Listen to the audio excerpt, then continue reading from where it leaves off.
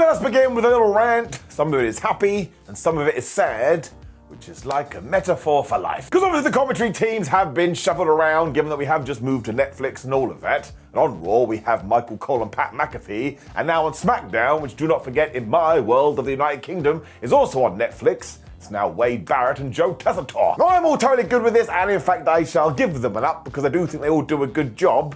But it means that poor Corey Graves, I mean he did turn up on NXT this week, but he's kind of like vanished or been pushed into the abyss. And I don't think that's fair, man, because he too does a very good job. Now I suppose it's a wonderful problem to have, because like, oh, we have too many good commentators. Never make that noise with your voice again, but I'm just going to give that a little bit of a down. Justice for Corey. That doesn't make any sense. Also, hello my friends, and welcome to Ups and Down, the wrestling review show where we try and take a positive look at pro wrestling and we don't take anything seriously, because one day we're all going to be dead.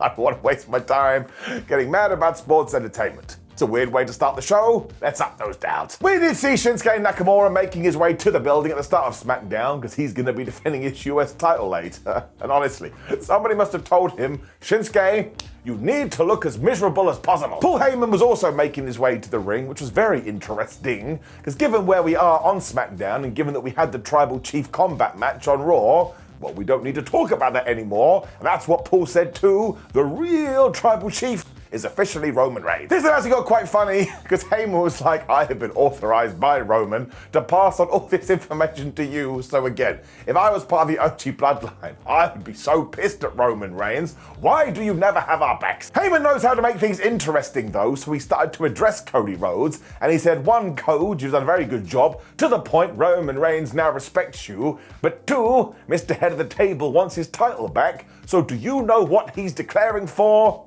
Benefits. It's not benefits. Imagine Paul Heyman had said that, you'd be like, where did that come from? He's declared for the Royal Rumble. He wants to do it this way as well, because he's basically calling a shot before the shot. And honestly, this Royal Rumble could be among the best of all time, because now we've got Roman, we've got CM Punk, we've got John Cena. I think maybe Drew also said he was going to be in it, but he probably will, as well as Seth Rollins. That is quite frankly ridiculous. Before Paul Heyman got into this big rant as well, he'd invited Cody Rhodes to the ring, which was also kind of amusing, because he must have been sat back there going, well, he may say something about me, so what else would I be? But just when he went to reply to all of this, he got cut off by Kevin Owens. I'm not surprised. Kev must have been like, excuse me, I have a title shot before all of this. Somebody pay me attention. He's also super angry as well because he saw what Cody Rhodes did on Raw, which was shake the hand of The Rock. Actually, when you do break it down, like Degeneration X, once again, KO has a great point. Think of all those things that Dwayne Johnson did to Cody, and now he doesn't care. So in terms of people on the roster, the only one that actually watches the show is Kevin Owens. KO was also annoyed that he hadn't let the Bloodline 2.0 just rip Cody to shreds when they got in the ring and they had a big fight. This was really good though, because as they did fight into the Phantom Zone, all of a sudden Tama, Tonga and Jacob Fatu popped up in the ring, and obviously they were going to kill Paul Heyman. They enjoyed doing that. Instead, Jimmy Uso's music hits, and he too was by the music guy going, bro, you better have your finger over the play button in case the new Bloodline do something, and he went and got a chair. Smart. Now he did whack Jacob Fatu in the back, but of course WWE treats Jacob Fatu so well, so he totally no-sold it, and these two started to absolutely murder Jimmy Uso. And at one point, Jacob even punched a referee right in the face, so that all the other refs would be like, I ain't getting in that ring. Thankfully, Cody Rhodes was then free, because he must have tied Kevin Owens up or something like that, so he did make the save. And we had the big old stare-off between Rhodes and Jacob Fatu. I do believe 2025 is going to be Jacob's year. We also basically showed you what was going to happen later as well, because after this, officials were trying to push Jacob and Tama out of the building, but when they weren't able to, LA Knight just walked in and he threw Jacob into the street. I was like, you have just signed your death warrant. This was really good though, in the sense we did set up a lot here, because yeah, I suppose we could do Cody Rhodes versus Jacob Fatu down the line, but also now we have the Sword of Damocles. Are we actually about to do Cody versus Roman Part 3? And if you did want to do that at a WrestleMania, or even a SummerSlam, wink wink nudge nudge, you'd have to get rid of all the tribal stuff, all the stipulation stuff, and it'd probably just have to be one-on-one. Who's the best? It was a hot start to the show though, and it was going to tie into something later. When it was indeed Chelsea Green versus Michin for the US title. Where'd that come from? I thought we were going to eke it out a little bit more. They've definitely still got an extra match in them though, given how this did finish. I kid you not, man. This is how stupid I am. I was like, oh my gosh, Piper Niven's not at ringside with Chelsea Green. She was right there. I had fantasy booked this whole thing to WrestleMania. When those two are going to fight, I should not be allowed to do my job. Chelsea also had Michin into Barry Barricade, hence why I'm wearing my Wrestling Friends shirt today, because our poor Wrestling Friends did get murked. You can get this on ProWrestlingTees.com/Simon Miller, when Green applied the dreaded chin lock. Let's face it, that is a terrifying move. We all need chins. Michin soon came back with a cannonball, which has to be the most overused move since the super kick. And this is when Piper Niven was basically going, hey ho, look at me. And given that Michin did have to go deal with that, Chelsea Green essentially took her med pack. Meaning when Michin hit the crossbody, Chelsea was able to turn it into the most devastating move in all of sports entertainment surprise roll-up. And she held the tights because she's a dastardly villain. 1, 2, 3. Now Michin went after Chelsea, but this is when Piper did waylay her. So I am intrigued to see how this is going to go, because they will do one more match, but I don't think Michin should win the US Championship. But I do like this in the sense that belt is brand new, and you know how you make a brand new belt feel important? You give it a kiss, and you make sure there's important feuds that go a long time. Mostly Machine Guns were then with Nick Aldis, and I totally get this. They probably felt super duper whooper screwed. Pretty Down, A-Town Down Under, and Los Garza was there too. Nick Aldis was essentially going, I hate you, and I hate you. You all annoy me, so what we're gonna do is you're gonna have a match, and you're gonna have a match. The winners will then face off, and you can become the #1 contenders. Now this does mean that the Street Profits are not being factored back into things, so I think they may genuinely be injured, so all the best to those guys. I mean, that always sucks. When we did get right into it too, because it was Los Garza taking on Pretty Deadly, and I have one question. The flub is my musical. Now this is why the 3-hour Smackdown is a benefit, because now the tag team scene is getting more time, as is Pretty Deadly, and as is Los Garzas. Now this is a double-edged sword, because at the moment I think fans are slowly warming back up into this, and that will take a while, but also, just to jump to the end of my ups and downs thoughts, I really did think this Smackdown was too long, right? That's just how brains work. I can see the positives and I get that excited, but deep down in my Tootsie Toes, when we got to like 2 hours, 40 minutes, I was like, man, I'd be happy if this was done. So I'm just gonna give that a little bit of a down. I know I'm a bored a-hole and I should be thrown into the ground. Don't worry, that will happen one day as I make that joke again. It's just how I felt. Los Garza also jumped Pretty Deadly to start with. I was a bit like, what is the face-heel dynamic here? When Humberto was able to hit a moonsault, when Angel got in there, and he hit a kick that was super. Poor Kit Wilson was being absolutely creamed here though, which is when Elton Prince was like, haha, I'll do a sneaky blind tag, and good grief. This neck breaker he gave to Los Garzas, I mean, they could no longer have necks. Prince didn't take over for a while, but as soon as he was confident, he tagged Wilson back in. And honestly, bless these guys. The first thing he did was totally miss a splash. We got the hot tag to Angel. Now, he did do his whip off the pants thing, which sounds terrible out of context. And he also got a 1-2 after this. So please, listen to me, WWE.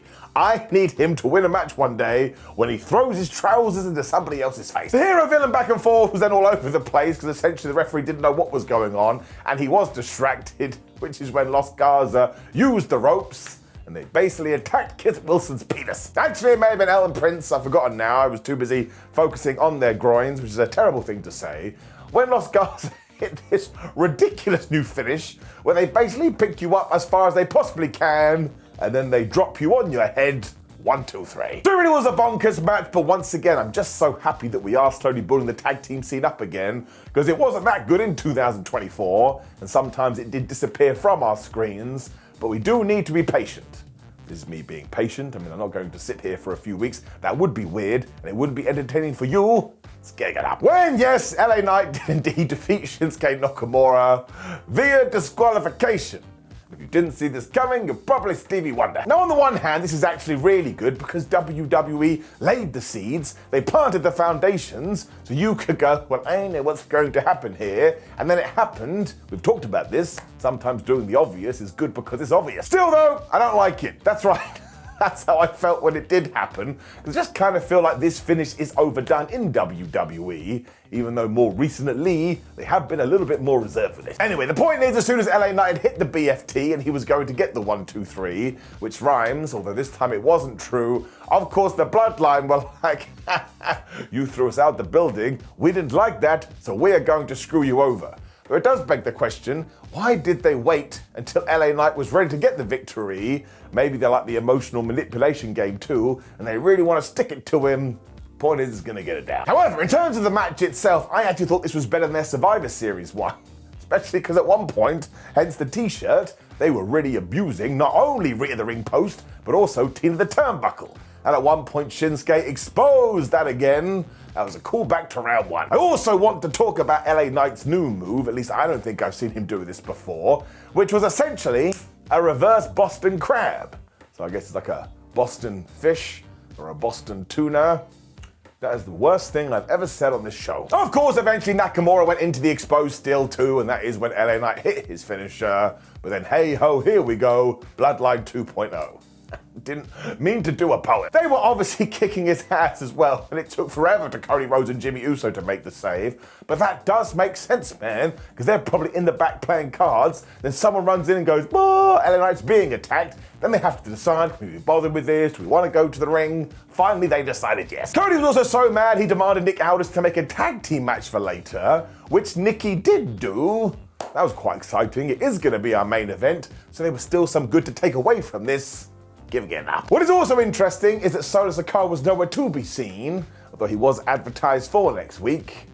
I mean, he's probably just at home crying. When the Motor City Machine Guns continue to find their way in the WWE, because they had a tag-old match here, and I tell you, they look pretty damn good. But they were also facing Austin Theory and Grayson Waller, and as I've told you time and time again, I love this team, but the issue with just throwing them back into the scene, mostly because again the Street Profits are out, is a bit like, wait a minute, the last time we saw them, they were getting their asses handed to them by Braun Strowman. It's a nice little reminder why really you always want to keep all of your teams somewhat hot, just in case. So it was just a little bit jarring, and I am going to give it a down, and even I admit that one is a little bit on the nose. Maybe I'm just doing it for the sake of doing it, but I can't help how I feel. I'm an unhinged individual. The Guns really are so good at this double team maneuver stuff, and they move at such a pace, which is why eventually Austin grabbed Alex Shelley and just threw him into Rhea the ring post. Why not? Waller then decided that Chris Sabin didn't need an arm, so basically tried to remove it from his body. And just as Sabin was getting back into this, Austin tripped him. Asshole. Theory was then also busting out the dreaded chin lock, so that is becoming a scary move in 2025, when eventually Alex Shelley and Chris Sabin got a bit of a tag. They were just doing all these double teams again. I tell you, my friends, it makes me happy. It's so smooth. Like my head. Grayson then got the tag. He just punched Chris in the face and actually went for the pin. One day I do need a match to end that way, when of course, the tag klaxon went off and everybody hit everybody else and they were down. The Machine Guns then made sure to get rid of Grayson, and given that Austin was all wibbly wobbly, he did get hit with the skull and bones, and they pinned him. Meaning next week we're now going to do the Garzas versus the Guns. So I'm totally into this because again, we are building that scene. I actually think you could probably find another team and throw them into the mix. Could even be Tama, Tonga and Jacob Fatu. Different conversation for a different day. Up. DIY were then backstage and their lies were catching up to them. Because in that Pretty Deadly match, the Kit Wilson had been going, where are you, DIY? So they confronted Tommaso Ciampa and Johnny Gargano, and these guys had been learning from Roman Reigns. They went full gaslighting. They were like, we just thought you were so good, you wouldn't actually need our help. What happened to the back scratching? What was really great here is that Apollo Crews then walked in, just went Pretty Deadly. If you believe that, you're a couple of goobers. I've kind of done a 180 on this. If we keep treating Apollo this way, it actually may work. Nia Jax and Candice LeRae were then chatting in the back too, and apparently, even though it's been a week since Tiffany Stratton did win the World Championship by cashing in her Money in the Bank, they hadn't reached out to her at all, screw text messages, and given that Tiffy time was about to happen to the ring, they decided, hey ho, we can walk out. It also meant that yes, Tiffany was going to cut her championship promo with Byron Saxton, and seriously, even though she hasn't really changed her character at all, she is so over as a babyface. Like she even went, oh, by the way, I am better than all your favorites.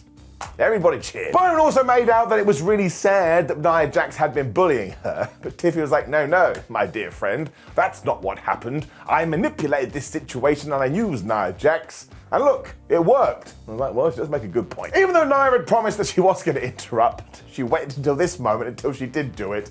And honestly, what came out of her mouth at first was the best thing we heard on the entire show, because Nia Jax turned to Tiffany Stratton's mother and went, "You ungrateful piece of shit." I laughed out loud. She also said that she was going to kill Tiffy, so bring it down, there is the crime counter. And I just remembered I didn't tell you about the total count for 2024, because it is a momentous day, my friends. It actually hit 100. That's right. There was 100 crimes across the world of professional wrestling in 2024.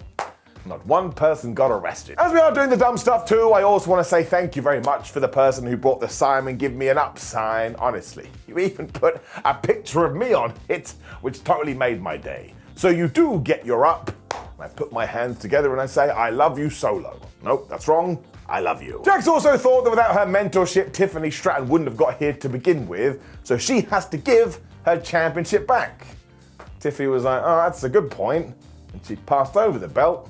So I guess that's that. I'm also lying. Now, we never actually got an answer because Bayley interrupted here and essentially was like, all of you guys are stupid and a bunch of idiots, but also Nia Jax, you never would have taken that title off me if it wasn't for Tiffy, so I think I should be the #1 contender. We never found out that either because out walked Bianca, Belair and Naomi also made a good point. Well, actually, let's go to last week. I was about to win the championship and the only reason I lost is because that idiot Stratton hit me with a briefcase. So I want a shot too. I still really do think it was Naomi who attacked Jade Cargill, but we'll wait and see. Because Bianca was there too, Nia Jax just shoved her hand in Naomi's face, went, "No one cares about you, Naomi," as she berated Belair.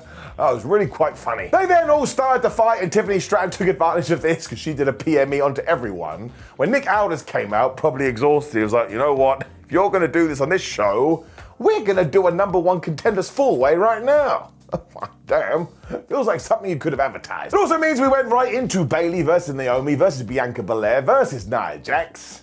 I think you can be upset with that. Now, what is really interesting actually does come down to the finish, because Naomi and Bianca Belair throughout this were being a team, and at one point it looked like they were going to fight, but instead they took out Nia Jax and Bayley not to dinner. When they tried to get back in the ring, everybody was toying with Bianca Belair's hair, something I can't relate to, and then when she tried to free herself, she accidentally took her braid and she smacked Naomi right in the tum-tum. So again, if Naomi is going to turn heel, well, she has a lot of evidence. Bianca Belair was so mad she then took out Nia Jax as they flew over Alan the announce table. That's when Bayley looked left and Bayley looked right, and she hit the rose plant onto Naomi. She got the 3 count. So now I do believe we're doing Bayley versus Tiffany Stratton next week. That's her first good match. Also, I don't want to be that guy. Kind of think Bayley needs to change a finisher. I shall point out as well that Candice LeRae walked out halfway through this too, but didn't really do much of anything. So I am intrigued to see in what direction this does go, because I actually think it could be Naomi who screws Bayley in 7 days. Maybe I'm just being a massive nerd. But in terms of back-to-back segments, it absolutely gets an up. And that match, I tell you, man, super duper fun. Cody and Jimbo were then talking in the back, and Cody was all like, I don't care that Roman Reigns wants a title shot. All right then. After he left too, Carmelo Hayes walked in and basically said, Jimmy Uso, you're an absolute moron. Jim was like, well, Mello, you toss off nothing but bricks. They did the yeet hands and he walked off. Honestly, they only talked for about 3 seconds and I was like, yep, do that, man. We also saw the Bloodline 2.0 walk into the ring here, and honestly, this Jacob Fatu, he has been way more serious the last couple of weeks, and not only is he coming across as quite intimidating, but this man can cut a promo. It also does feel like he stopped doing the whole I love you Solo stuff. If I was Solo, I'd expect to be killed very soon. In a minute, it was then time for Cody Rhodes and Jimmy Uso taking on the Bloodline 2.0, and do you know who got the visual win here? It was, of course, Jacob Fatu. So I always say this, but I tell you again, if you are out there right now looking for a relationship, the #1 thing on your list should be find someone who treats me like WWE treats Jacob Fatu. I mean, the Samoan drop that he hits is the best in the business, but then Cody has that snap power slam, so he did that because Tonga was just there. He got whammed with the disaster kick. Let's not forget, he is the world champion. He should be allowed to cook. When he tried to go for the crossroads, he got cut off. This is when Jimbo Uso tagged in. These two are actually great as a tag team. And I swear at one point they did Power and Glory's finisher. Why not? It was Jacob Fatu that kept breaking up pins and making the save for all the reasons we've talked about. And just as Cody was getting on top of this, Kevin Owens just walked to the ring.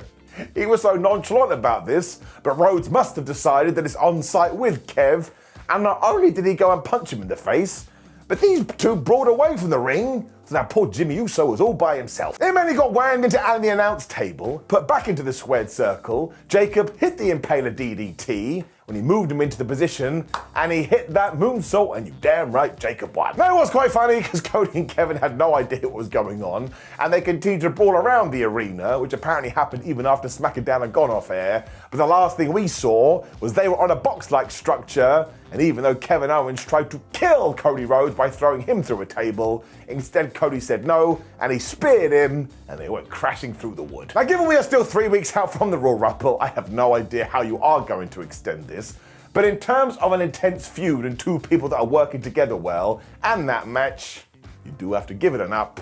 There's a fun end to the show. I'm intrigued to see how Jimmy Uso reacts to this. He should be really, really mad, and yes, I am going to give SmackDown overall an up. Again, this one did drag just a little bit for me in the middle, but that's more the fact that it is 3 hours and we saw 3 hours of Raw. It all sticks with you, man. But ultimately, WWE is on a bit of a ride. I've already said it, but I'll say it again, up. Now, of course, please do make sure you drop me a comment below and let me know what you thought about last night's SmackDown, and click the ups and downs on the screen. That's the Raw Netflix debut, and I tell you, there is a lot to talk about. Also, please do like the video, share the video, and subscribe. And hey, man, just go watch a bunch more videos. But otherwise, have a terrific weekend, my friends. See you next week.